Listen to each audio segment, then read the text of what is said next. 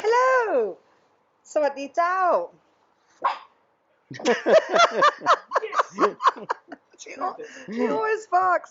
Hi, I'm Pim Kemasingki from Citylife, and I'm here with my friend Alex Soulsby. Hey, Pim. Who is founder of Artist in Residence at Prem. Okay, I might have said that wrong. Can you introduce yourself to the audience? Yeah, my name's Alex Soulsby. I'm a creative education specialist and the founder of Prem's Artist Residency Thailand program. Which is, oh, by the way, it's just been shortlisted. 1 in 3 programs in amongst like 63 countries. For We were recently, I say recently, a few months ago, shortlisted for the International Impact Award for our work integrating creativity into education. And in that category, I think there were just over 64 applicants, and we were shortlisted for one of the 3 finalists for the International Impact Award. So that was very humbling, which is great. Really? Yeah. You? Yeah. No, it was. Yeah, it was. So, I mean, what do you get? A pot of gold? I mean, what is a? I think in the international education sector, that particular award is really just recognition for the work, and obviously the platform that comes with being recognized by an internationally I got lost there. The recognition that comes from being recognized by such an acclaimed body of professors and educational specialists. Okay. So what is it that you do? What is this residency? So I'm the creative director at Prem, and I'm also responsible for the artist residency program there. And Art Thailand as a program focuses on identifying artists, creative practitioners, creative thinkers, philosophers, entrepreneurs, innovators who want to find ways to connect the work that they're doing in such a way that they can inspire young people. It might be that they want to engage with students or young people, or maybe community groups as well. And you find them from around the world? No, we're lucky. I mean, we're now into our 9th year of the program officially. I know it's quite amazing. It's been going so long. When you started. And I think when we started it, it was a case of kind of going into sort of the contact book and looking at people I've worked with in the past, professional contacts who I knew were great with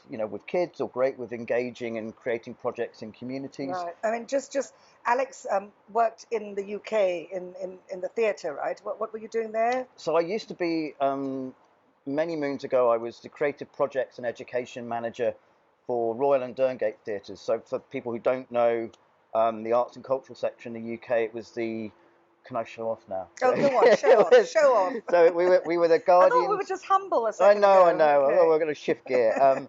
But no, Royal and Derngate, we were twice successful as the Regional Theatre of the Year. We were the Guardians Regional Arts Centre and Theatre of the Decade. And the work that we did regarding working with young people, working with communities, was shortlisted twice for a British National Charity Award. So lots of really amazing experience working with some incredible professionals. Yeah. And they were really the people we went to first of all and said, hey, could you come and maybe replicate some of that work here in Chiang Mai? And now 9 years later, we have about just under 400 applications a year from around the world. Yeah, applications and inquiries from professional artists, writers, novelists, screenwriters, philosophers. So they come here, you put them up. I mean, I've seen a picture of that beautiful house in front of the paddy fields in Merim, and they spend time with the kids at Prem International School. And then they also do things within the Chiang Mai community, right? It's not just within the school. Yeah, absolutely, Pim. It's the case that we try to identify practitioners who are interested in community and work with young people. But we also try to make sure that dovetails into the work that we're doing at the school. So often we will look at the portfolio shortlisting of people who want to come in and then try and make connections, not just with what's happening at the school, but also with partnerships and organizations who we regularly collaborate with in Chiang Mai. So we've done a lot of work with Mayim Gallery. We've done workshops and seminar events that have been in the city. We've done rock and pop concerts and so on, where we've invited the community up to the Prem campus. The first one I remember was when you had your mate Miltos. I can never pronounce his Yeah, surname. Miltos Gerolamo. Well, you can't Yeah, either no, pronounce absolutely. it. Miltos Gerolamo. He was the swords master from the Games of Thrones, and right? Yeah, And he, no, yeah, Miltos.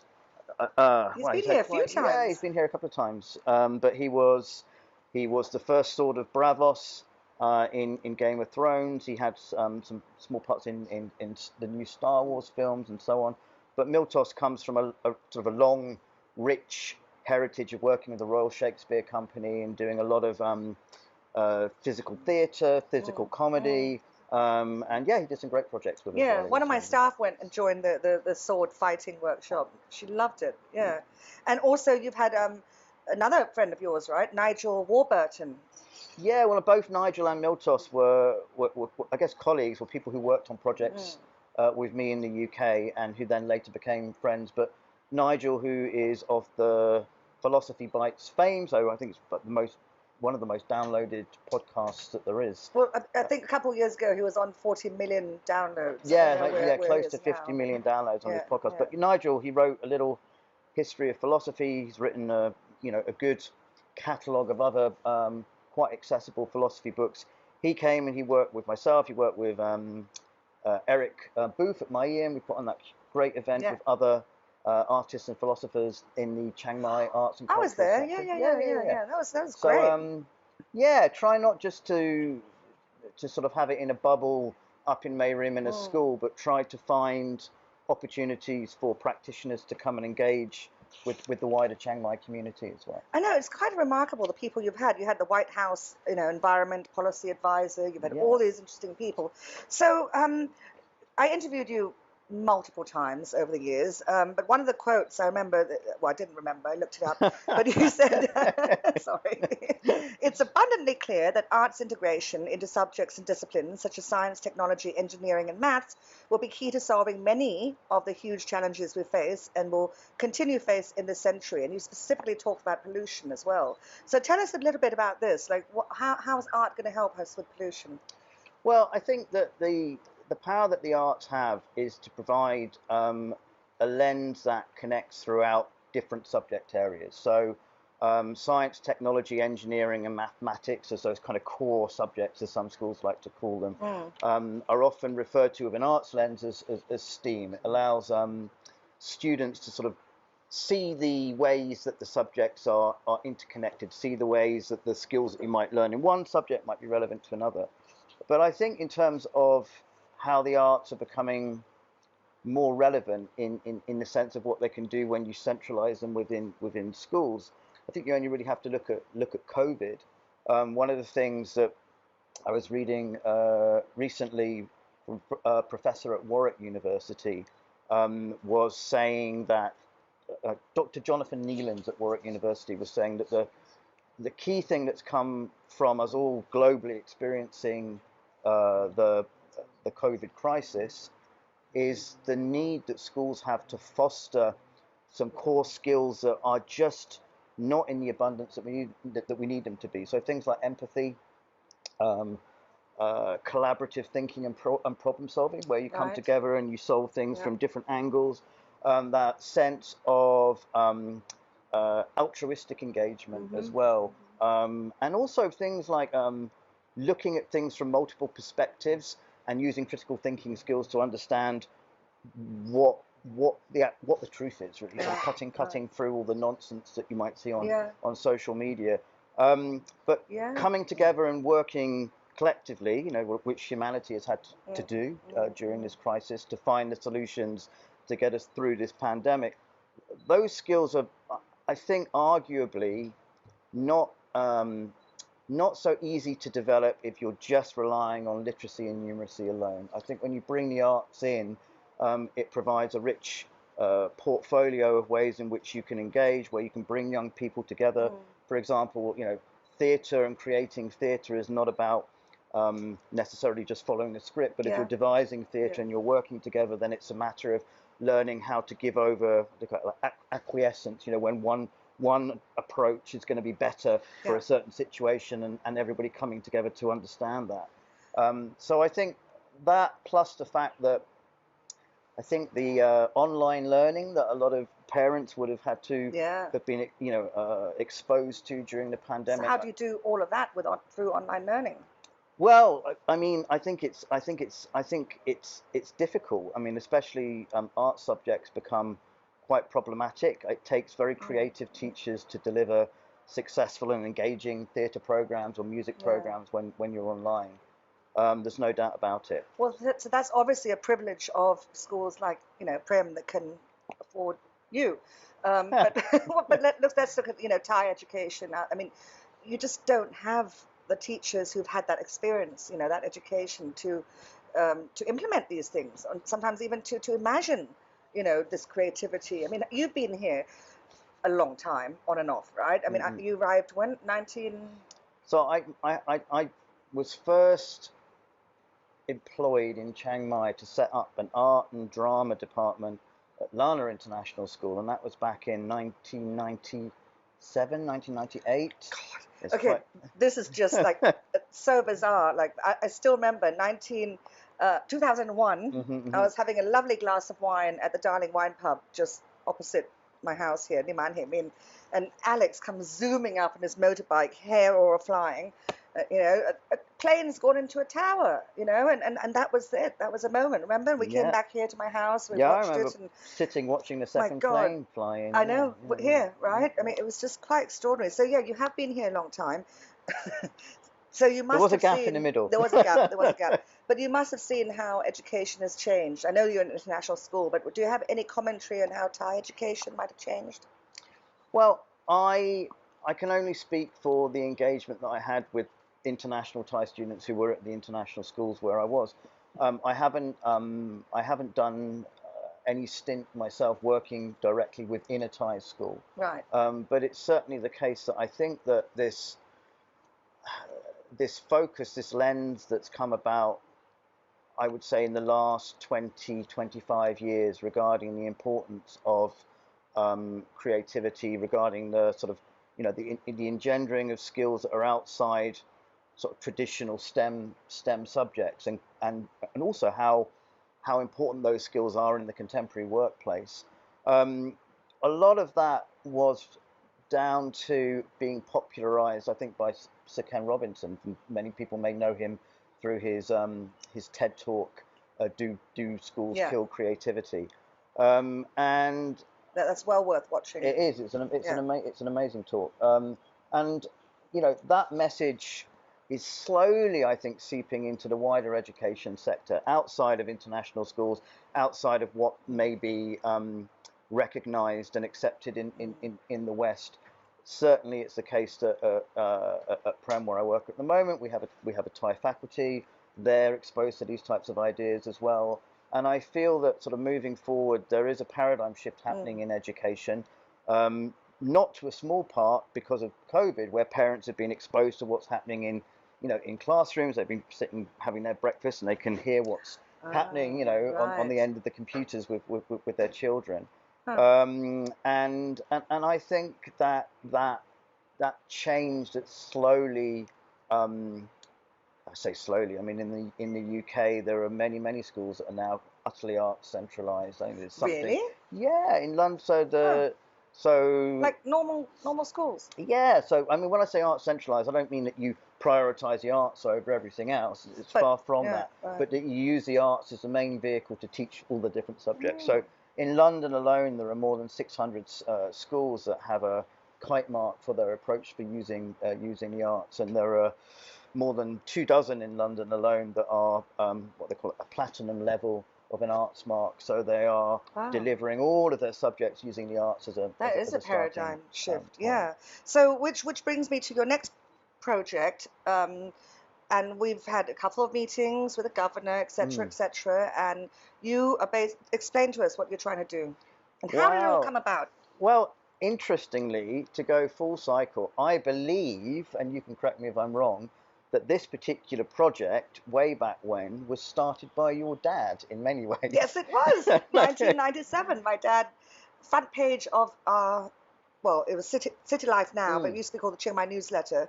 And we proposed this idea a bit before its time, but now, yeah. So there was so Ben Svasti Thompson, our British consul, or Ben Svasti Thompson MBE, MBE, yes. He has a good friend by the name of Ian Bushell. I think a long time ago they were talking he was about talking with my dad in 1997. well, there you go. Yeah. And I was having I think a glass of wine with Ben one evening. He said, "Oh, you know, one of the things we'd really like to explore is how we can involve Edinburgh more in creating what we're calling the Chiang Mai Festival City." So Chiang Mai Festival City is essentially it's very much about Thailand. It's very much about the arts and cultural sector in Thailand and in the north of Thailand. And it is about creating an opportunity for performers to come together for a month-long festival in Chiang Mai. But the model in itself will be very reflective of the approaches and the philosophy of the fringe in Edinburgh. Anyway. So the Edinburgh Festival is the largest of its kind it's the largest in the world. Yeah. I mean, you've got some stats here. Let's reel them out. There's some pretty impressive. Well, I mean, I can tell you that during the month-long festival in Edinburgh, there are more than 2,500 venues and more than £1 billion worth of revenue generated within that month. Extraordinary. And obviously, hundreds and hundreds and hundreds and hundreds and hundreds of visitors, thousands of performances, and you know, it's got a rich history of being the place where many world famous acts kind of cut their teeth. God, I'm gutted. I went to Edinburgh University, but I came home for summer, so I never actually went to the festival. But really annoying. But yeah, so Chiang Mai wants to emulate that, or what? I think emulates maybe. Chiang Mai wants to look at that and take the best ideas and apply what is applicable to Chiang Mai from it. And we're really lucky in that we have the previous artistic director of the Edinburgh Festival, Kath Mainland, previous artistic director of Scottish Dance Theatre, artistic director of Gridiron Theatre, all these big companies and very experienced people who've agreed to come and kind of work with myself, with Ben, with Eric Booth from my How did they, you know them, or I mean, you just wrote them? No, a couple of them I work with very closely in the UK. And they know Chiang Mai? Do they know this place? Well, I mean, Fleur Darkin, who was the artistic director of Scottish National Dance Theatre, has done residencies at the Prem Artist Residency Thailand program. Ben Harrison from Gridiron has been out here before as well. Obviously, Eric Booth is based here, and Ben is here. But between them, also we're bringing. I think I can say this. So Tan Pu Ying Celia Kitia Jensen, Kun Mai, the princess.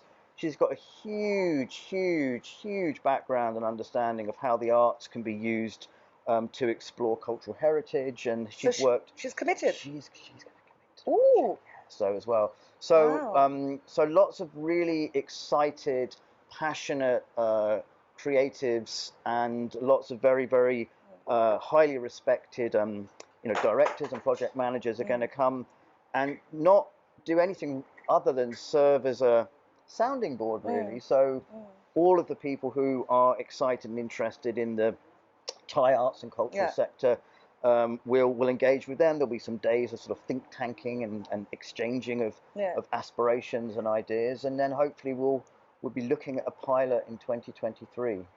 Amazing. Hopefully. So they've also, I mean, these people from the Edinburgh Fringe have also said to you, right, that they believe that Chiang Mai, I mean, is a really rather perfect city for this. Yeah, I mean, in what way? Well, I mean, Edinburgh is the kind of cultural capital of the UK. And Chiang Mai is arguably the cultural capital of Thailand. I think, they're both these northern mountainous regions. The Edinburgh Mile, the Royal Mile, where the Fringe predominantly takes place, is size-wise about the same as the old city in the moat. So there's a lot in common. We have cobbled streets too. We do have cobbled streets too, absolutely. So I think there are certain components that are reflected in both cities, And I think that the idea is that if we can make this happen, if we can build a pilot that turns into, you know, a festival that the people of Chiang Mai, that the arts and cultural sector of Thailand can become very proud of, then the idea is just that maybe down the road we look at a twinning of Edinburgh and Chiang Mai as well, so that there's that exchange can continue to grow, that we can bring in artists from Edinburgh and send artists from Thailand. My dad tried to twin Chiang Mai with Aberdeen at one point when he was consul. How did that go? It's weird. It didn't work. But explain to us how you see this working, you know, this festival in Chiang Mai. I mean, do we have enough, you know, performers, artists? I mean, how is it going to work? It's in the square moat. That's it, right? Well, I think a lot of the logistics and a lot of the kind of definites to do and definites not to do will come out of this sort of consultancy visit that we have. But it's very much the idea that we want to provide an equal opportunities platform. We're not making this an elitist festival. We want it much like the sort of the essence of Edinburgh, that sort of chaos and that equality. We want that central to what would be happening here. We want it to be international in flavour as well, so we would hope that there would be international performers, ensembles, individuals coming and being part of it. But most importantly, I think we want it to be a model whereby the ideas, the thoughts, the creativity, that essence of artistic vibrance that sits here in Chiang Mai is platformed and is central to the core of the festival, and that we attract people not just as performers but as audience members from all around the world to come and see what Thailand has to offer. £1 billion, 1 billion baht wouldn't be too shabby. But so we do have an amazing art scene here, right? And one problem, I don't know if I'm correct, is that we just have never really had there are artists living here, but they don't really get their success here. They go and become successful elsewhere and then come back and retire or teach or whatever. But we don't have people who really buy art, who patronage the arts. Is that correct? And could that change because of this? I think that, I mean, there's lots of different components that we've talked about regarding the benefits that the festival would bring to Chiang Mai. One of the things that I think I've noticed over the years I've been in Thailand is that the difference between the kind of arts and cultural scene in the UK and the arts and cultural scene in Thailand is that in the UK there's a real onus that you have to work together, you have to collaborate, otherwise you don't get your funding. You know, you have to show that you're joined up in your thinking. Oh no, it's and completely in Thailand, opposite here. Yeah, it's like, I want the funding, you know. Wow. So yeah, exactly. And so the last meeting I attended about this was the governor's office. And we had the Ministry of Tourism and Sports. We had someone from the mayor's office. We had TAT. We had, you know, head of the PAO, TAO, BAO, whatever. And everyone sounded like they were really excited about it. But I have never seen that group of people work together successfully on anything. So, I mean, are you taking the lead here? Who's going to be in charge? Well, I mean, I think that the sort of the overall team lead will be Tan Pu Ying Mai. That would be a good. And Eric Booth obviously sitting on that team as well. Is he really keen? Eric's amazingly supportive of the idea. Oh, I have to ask him here. Yeah, Eric. And Ben Svasti Thompson, our British consul. I mean, he has a huge, you know, maybe even unknown project management experience of bringing Thai artists to London as well, and he's seen the benefits that are gained from kind of cross-cultural exchange through the arts. Ben's very good. Actually, he's very good at getting the government side and the officials to work. Yeah, I think I always failed at that. We've got some pretty solid bases covered. I think between Tan Pu Ying Mai and obviously Eric Booth and Ben Svasti Thompson. I think all of the Thailand component and obviously Tan Pu Ying Mai, a lot of experience in America as well. My understanding of sort of managing projects and arts integration and the team that we bring from Edinburgh combined with all of that. How I think it's got, exciting. yeah, I think it's got the chance So to do something really quite where's the amazing. money coming from? Well, that's a very good question. Ah. I think initially we have enough funding to bring over the team from Edinburgh, and they will be the kind of the provocation for conversations and a catalyst for exchange of ideas. When is And this happening? they will hopefully be here in late, well, somewhere between September and November of this year. Can I book them? Yeah, yeah, absolutely. Yeah, Okay. yeah, of Right, course, booked. yeah. You heard it here. Excellent. Okay, so this is we're planning for, I think, December, was it 2023? Was that Yeah, I think 1 month no, a year? yeah, December 2023. I mean, that might change, but these are all very, Yeah, the plans are yeah. tentative at the moment. And there's also sort of a talk. There was a lot of excitement in that meeting, and there was also talk about turning Chiang Mai into an actual festival city year Mm, round. Right? This mm. can just sort of be extrapolated. So I mean, make all of our seasons festival, like February could be about the flowers and all that sort of stuff, right? Is that something that they're talking about, It or really, no, it really is. I think that the to return to that idea of collaboration, to return to that idea of kind of pooling resources, there are a lot of different events that take place in the cool season, November and December, that's and they're lovely, all, yeah. they're all amazing. The different festivals that Hmm. happen, the different kind of arts events that take place. But this would allow there to be a single umbrella that it all comes together under, and hopefully everyone benefits from that. So there won't be an owner of this festival, is it? I mean, you want it to be organic, or will there be a central management? Will there be like someone who decides what performs where? I mean, how is this going to work? Well, in the model in Edinburgh, I mean, there is a team who kind of looks after the overall, I guess, artistic essence to some degree. But it's the case that there are different venues, and the venues are managed independently, and they program independently. I mean, you could have no money, and you could still rock up at Edinburgh, set up a pitch, and do your Yeah, performance. sounds You lovely. could go to one of the smaller venues whereby you're paying £10 to perform your show, and they will put you on the bill and so on and so forth, all the way up to big venues like Summer House that programming huge international stars. So I guess we're gonna Can't take wait. from the menu what we Mm. can, and what applies, Yeah. and yeah, and leave that up to the Thais here Well, to then there's the decide. Yeah. big question for Thai, theatre, cinema, movies, performance arts, whatever, which is censorship. Mm. Is anyone going to address that?